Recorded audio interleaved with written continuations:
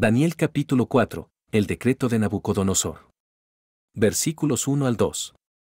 1. Rey Nabucodonosor, a todos los pueblos, naciones y lenguajes que moran en toda la tierra, la paz os sea multiplicada. 2. Me pareció bien mostrar las señales y maravillas que el Dios Altísimo ha hecho conmigo. 3. Cuán grandes son sus señales. Y cuán potentes sus maravillas. Su reino es un reino eterno, y su dominio es de generación en generación. Este capítulo se abre, dice el Dr. Clark, con un decreto regular y uno de los más antiguos registrados. Salió de la pluma de Nabucodonosor y fue promulgado en la forma habitual. Él desea dar a conocer, no solo a unos pocos hombres, sino a todos los pueblos, naciones y lenguajes, los maravillosos tratos de Dios con él. La gente está siempre dispuesta a contar lo que Dios ha hecho por ellos en forma de beneficios y bendiciones. No debemos estar menos dispuestos a contar lo que Dios ha hecho por nosotros en forma de humillaciones y castigos, y Nabucodonosor nos da un buen ejemplo al respecto, como veremos en las siguientes partes de este capítulo. Él confiesa con franqueza la vanidad y el orgullo de su corazón y los medios que Dios usó para humillarlo. Con un genuino espíritu de arrepentimiento y humillación, él cree que es bueno, por su propia voluntad, mostrar estas cosas, para que la soberanía de Dios sea ensalzada y su nombre adorado.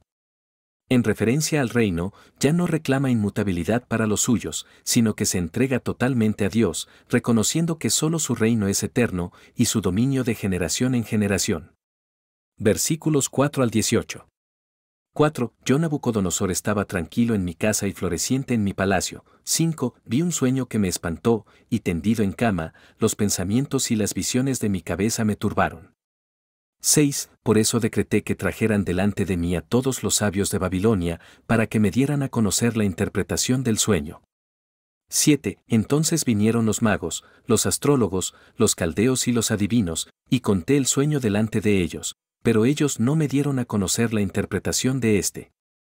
8. Pero al final entró delante de mí Daniel, cuyo nombre es Belsasar, conforme al nombre de mi Dios, y en quien está el espíritu de los dioses santos, y delante de él conté el sueño, diciendo, 9. Oh Belsasar, jefe de los magos, porque sé que el espíritu de los dioses santos está en ti, y que ningún secreto te perturba, dime las visiones de mi sueño que he visto, y su interpretación. 10. Así fueron las visiones de mi cabeza en mi cama, vi, y he aquí un árbol en medio de la tierra, y su altura era grande. 11. El árbol creció y se hizo fuerte, y su altura llegó hasta el cielo, y se le alcanzaba a ver desde todos los confines de la tierra. 12. Sus hojas eran hermosas y su fruto abundante, y en él había alimento para todos, las bestias del campo tenían sombra debajo de él, y las aves del cielo habitaban en sus ramas, y toda la carne se alimentaba de él. 13. Vi en las visiones de mi cabeza sobre mi cama, y he aquí que un vigilante y un santo descendió del cielo. 14. Él clamó en voz alta y dijo así: derriba el árbol y corta sus ramas, sacude sus hojas y esparce sus frutos, permitan que las bestias se aparten de debajo de él y las aves de sus ramas. 15. Dejad, sin embargo, el tronco de sus raíces en la tierra, con atadura de hierro y bronce, en la hierba tierna del campo, y que se moje con el rocío del cielo, y que su parte esté con las bestias en la hierba de la tierra. 16. Que su corazón de hombre sea cambiado, y le sea dado corazón de bestia, y pasen sobre él 7 tiempos. 17. La sentencia es por decreto de los vigilantes, y la demanda por la palabra de los santos, con el fin de que los vivos sepan que el Altísimo gobierna en el reino de los hombres, y lo da a quien quiere, y establece sobre él al más bajo de los hombres. 18. Este sueño, yo el rey Nabucodonosor, he visto. Ahora tú, oh Belsasar, declara su interpretación, ya que todos los sabios de mi reino no son capaces de hacerme conocer la interpretación, pero tú sí puedes, porque el espíritu de los dioses santos está en ti. En los eventos aquí narrados, se pueden notar varios puntos sorprendentes. 1. Nabucodonosor estaba descansando en su casa. Había cumplido con éxito todos sus proyectos. Había sometido a Siria, Fenicia, Judea, Egipto y Arabia. Probablemente fueron estas grandes conquistas las que lo envanecieron y lo traicionaron en tal vanidad y confianza en sí mismo. Y esta vez, cuando se sentía más tranquilo y seguro, cuando era muy improbable que permitiera que un pensamiento perturbara su tranquilidad autocomplaciente, en este mismo momento Dios lo perturba con temores y presentimientos. 2. Los medios por los cuales Dios hizo esto. ¿Qué podría infundir temor en el corazón de un monarca como Nabucodonosor? Había sido un guerrero desde su juventud. Con los peligros de la batalla, los terrores de la matanza y la carnicería, a menudo se había enfrentado cara a cara, y su rostro no había palidecido, ni le temblaban los nervios. ¿Y qué le haría temer ahora? Ningún enemigo amenazaba, ninguna nube hostil era visible. Así como se tomó el momento más improbable para que fuera tocado por el miedo, también se eligió el medio más improbable para lograrlo, un sueño. Sus propios pensamientos y las visiones de su propia cabeza fueron tomadas para enseñarle, lo que ninguna otra cosa podría, una saludable lección de dependencia y humildad. Aquel que había aterrorizado a los demás, pero que no podía ser aterrorizado por otros, se convirtió en un terror para sí mismo. 3. Una humillación aún más grande que la que se narra en el segundo capítulo fue traída a los magos. Allí ellos se jactaron de que, si tan solo supieran el sueño, ellos podrían dar a conocer la interpretación. Aquí, Nabucodonosor recuerda claramente el sueño, pero se encuentra con la mortificación de que sus magos le fallen ignominiosamente de nuevo. No pudieron dar a conocer la interpretación y se recurrió de nuevo al profeta de Dios. 4. La notable ilustración del reinado de Nabucodonosor. Esto está simbolizado por un árbol en medio de la tierra. Babilonia, donde reinó Nabucodonosor, estaba en el centro del mundo entonces conocido. El árbol llegaba hasta el cielo, y sus hojas eran hermosas. Su gloria externa y su esplendor eran grandes, pero esto no era todo, como sucede con demasiados reinos. Tenía excelencias internas. Sus frutos eran muchos, y tenía alimento para todos. Las bestias del campo tenían sombra debajo de él, las aves del cielo habitaban en sus ramas, y toda carne se alimentaba de él. ¿Qué podría representar de manera más clara y contundente el hecho de que Nabucodonosor gobernara su reino de tal manera que proporcionara la mayor protección, apoyo y prosperidad a todos sus súbditos? Lograr esto es la perfección de los gobiernos terrenales, y la mayor gloria de cualquier reino. 5. La misericordia que Dios mezcla con sus juicios. Cuando se dio la orden de cortar este árbol, se ordenó que el tronco de las raíces se dejara en la tierra y se protegiera con una cinta de hierro y bronce, para que no se pudriera por completo, sino que se dejara la fuente de crecimiento y grandeza futuros. Se acerca el día en que los malvados serán cortados, y no les quedará ningún residuo de esperanza. No se mezclará ninguna misericordia con su castigo. Serán destruidos tanto la raíz como la rama. 6. Una clave importante para la interpretación profética. Versículo 16. Que pasen 7 tiempos sobre él, decía el decreto. Esta es una narración simple y literal, por lo que el tiempo está aquí para ser entendido literalmente. ¿Cuánto tiempo se denota un periodo? Esto puede determinarse determinando cuánto tiempo Nabucodonosor, en cumplimiento de esta predicción, fue expulsado para tener su morada con las bestias del campo, y esto, nos informa Josefo, fue 7 años. Un tiempo, entonces, denota un año. Cuando se usa en la profecía simbólica, denotaría, por supuesto, tiempo simbólico o profético. Un tiempo denotaría entonces un año profético, o, cada día significando un año, 360 años literales. Habrá ocasión de referirse a este hecho en Daniel capítulo 7 versículo 25. 7. El interés que los santos, o los ángeles, tienen en los asuntos humanos. Son representados reclamando este trato con Nabucodonosor. Ellos ven, como los mortales nunca pueden ver, cuán indecoroso es el orgullo en el corazón humano. Y aprueban, y simpatizan con, los decretos y providencias de Dios por los cuales trabaja para la corrección de estos males.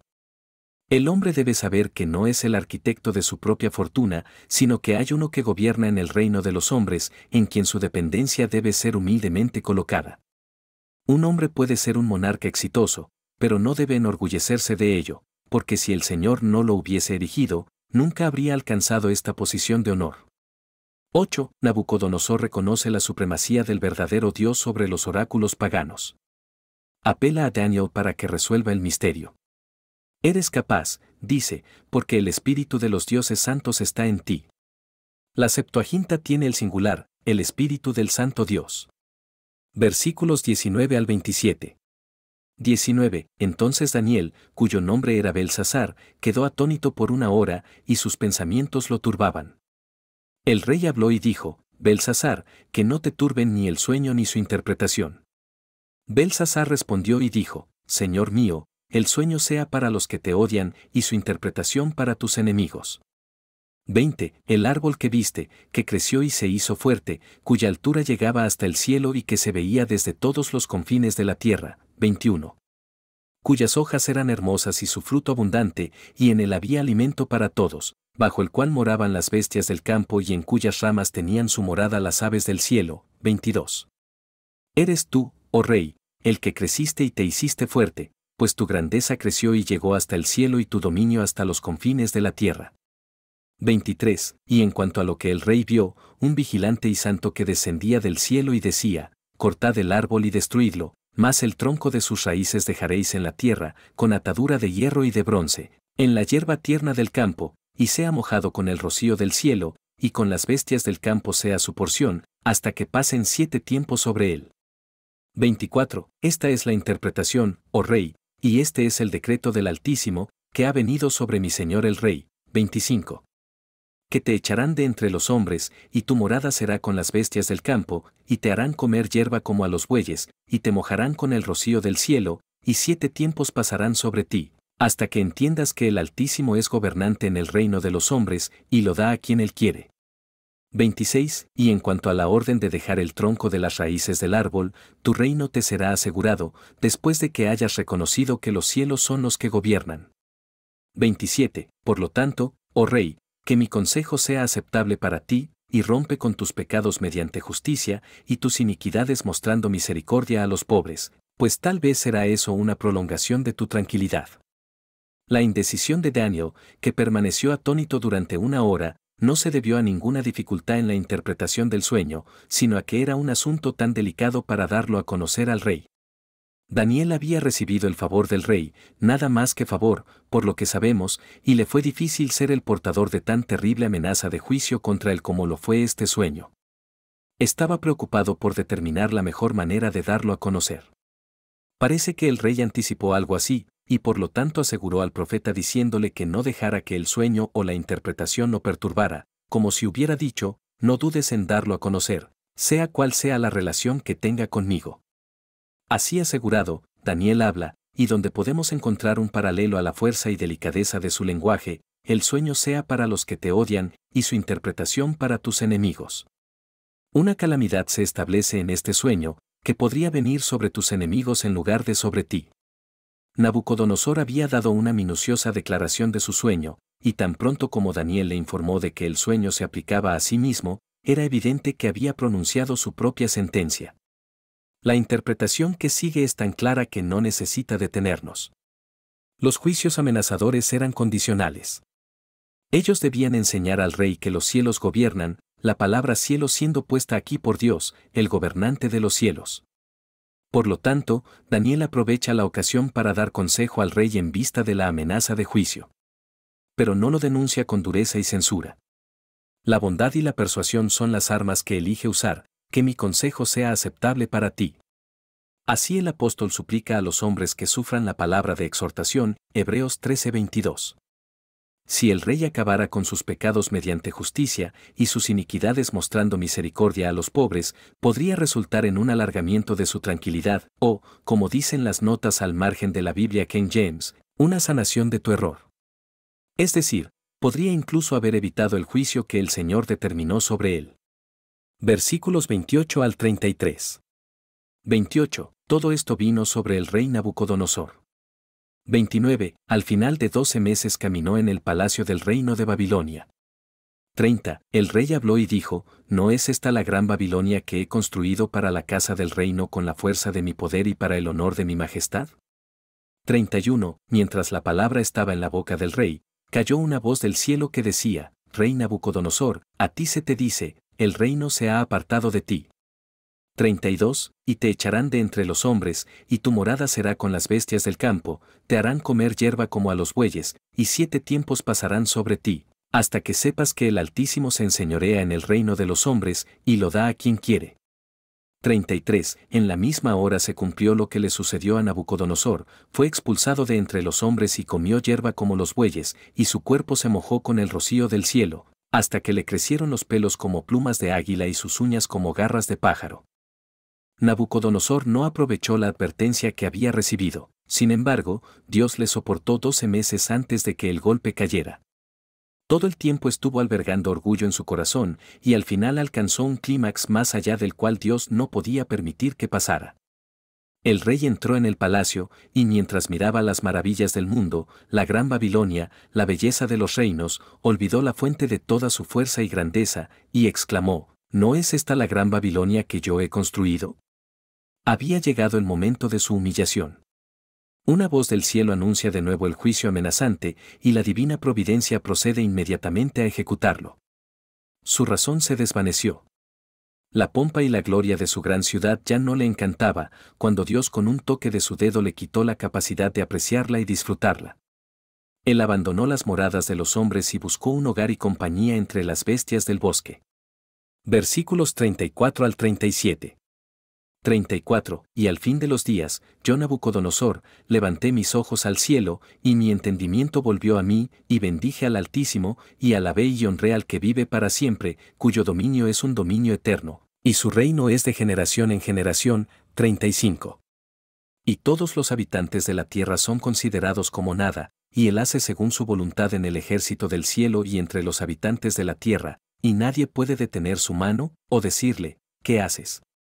36. Al mismo tiempo mi razón volvió a mí, y para la gloria de mi reino, mi honor y brillo volvió a mí, y mis consejeros y mis señores me buscaron, y fui restituido en mi reino, y se me añadió una mayor grandeza. 37. Ahora yo Nabucodonosor alabo, ensalzo y honro al Rey del cielo, cuyas obras son verdaderas, y sus caminos son justos, y a los que andan con soberbia puede humillar. Al cabo de 7 años, Dios retiró su mano castigadora, y la razón y el entendimiento del rey volvieron a él. Su primer acto entonces fue bendecir al Altísimo. Sobre esto Matthew Henry tiene el siguiente comentario apropiado: aquellos que no bendicen ni alaban a Dios, pueden ser considerados justamente como carentes de entendimiento. Ni los hombres usan correctamente su razón hasta que empiezan a ser religiosos, ni viven como hombres hasta que viven para la gloria de Dios. Como la razón es el sustrato o sujeto de la religión, de modo que las criaturas que no tienen razón no son aptas para la religión, así la religión es la corona y la gloria de la razón, y tenemos nuestra razón en vano, y un día desearemos no haberla tenido nunca, si no glorificamos a Dios con ella. Su honor y su brillo volvieron a él, sus consejeros le buscaron y se estableció de nuevo en el reino. La promesa fue, versículo 26, que su reino le sería asegurado. Durante su locura, se dice que su hijo, Evil-Merodach, reinó como regente en su lugar. La interpretación de Daniel del sueño fue sin duda bien entendida en todo el palacio, y fue probablemente más o menos el tema de conversación. Por lo tanto, el regreso de Nabucodonosor a su reino debe haber sido anticipado, y buscado con interés. No se nos ha informado de por qué se le permitió hacer su hogar en el campo abierto en tan desolada condición, en lugar de ser cómodamente atendido por los asistentes del palacio. Se supone que escapó hábilmente del palacio y eludió toda búsqueda. La aflicción tuvo su efecto diseñado. La lección de humildad fue aprendida. No la olvidó al volver a la prosperidad. Estaba listo para reconocer que el Altísimo gobierna en el reino de los hombres, y lo da a quien quiere, y envió a través de todo su reino una proclamación real, que contenía un reconocimiento de su orgullo, y un manifiesto de alabanza y adoración al Rey de los cielos. Este es el último registro de las Escrituras que tenemos de Nabucodonosor. Este decreto está fechado en la versión autorizada, dice el Dr. Clark, en el año 563 a.C., un año antes de la muerte de Nabucodonosor, aunque algunos sitúan la fecha de este decreto 17 años antes de su muerte. Sea como fuere, es probable que no volviese a recaer en la idolatría, sino que muriese en la fe del Dios de Israel. Así terminó la vida de este notable hombre. Con todas las tentaciones que se presentaron en su exaltada posición como rey, ¿no podemos suponer que Dios vio en él honestidad de corazón, integridad y pureza de propósitos que podría usar para la gloria de su nombre? De ahí su maravilloso trato con él, que parece haber sido diseñado para destetarlo de su falsa religión y ponerlo al servicio del verdadero Dios. Tenemos, en primer lugar, su sueño de la gran imagen, que contiene una lección tan valiosa para la gente de todas las generaciones venideras. En segundo lugar, su experiencia con Sadrach, Mesach y Abednego en referencia a su imagen de oro, en la que fue llevado de nuevo a reconocer la supremacía del verdadero Dios. Y, por último, tenemos los maravillosos incidentes registrados en este capítulo, que muestran los esfuerzos aún incesantes del Señor por llevarle a un reconocimiento completo de sí mismo.